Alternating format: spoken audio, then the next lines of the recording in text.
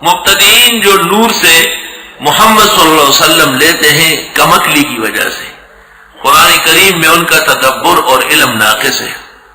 کبھی کہتے ہیں حدیث میں ہے یا جابر ان اول ما خلق اللہ نور نبی کا، کل پاکستان دیوبندی اور بریلویوں کا اتفاق ہے یہ حدیث مصنف عبدالرزاق میں موجود نہیں ہے۔ جس کتاب پر سہارا تھا وہاں نہیں ملی۔ محمد نور من نور اللہ، اس عنوان کی کوئی حدیث صحت کو نہیں پہنچی، سب کے سب موضوع مکذوب ہے، اور یہ محدثین کا اتفاقی فیصلہ ہے۔ جناب رسول اللہ صلی اللہ علیہ وسلم کے نور محض ہونے کے سلسلے میں کوئی حدیث اور روایت ٹھکانے کو نہیں پہنچی۔ تعجب ہے اپنے زمانے کے فاضل مفسر، متکلم، محدث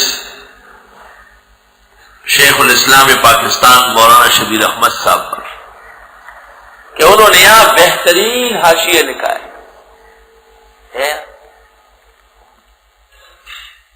اور اس جگہ انہوں نے ترمذی کے حوالے سے ایک حدیث نقل کی ہے، حوالہ فتح الباری کا ہے، حدیث ترمذی کی ہے، اور اس میں یہ الفاظ نقل کیے کہ آپ اندھیری رات میں کبھی اپنے رب کو کہتے ہیں کہ وجعلنی نورا، مجھے نوری نور بنا۔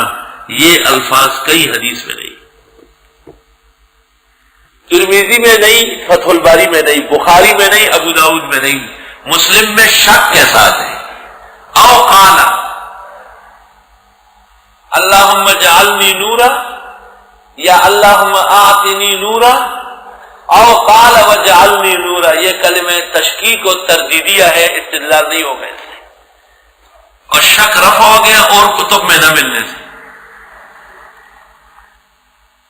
طالب علموں کے کام کی بات ہے، جو فضلاء ہے وہ بات غور سے سمجھے کہ حضرت شیخ نے اس جگہ حاشیے میں جو حوالہ دیا ہے ہم نہیں سمجھتے ہیں کس چیز پر اعتماد کریں گے۔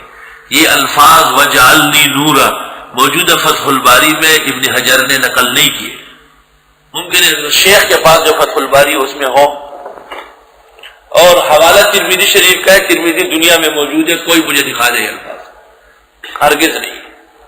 32 سال کا عرصہ گزرا ہے، ایک ایک لفظ ہر جگہ ڈھونڈ چکا ہوں، الحمدللہ علی وجہ البصیرت۔ جناب رسول اللہ صلی اللہ علیہ وسلم کو نور کہنا قرآن و سنت کے خلاف ہے بالکل۔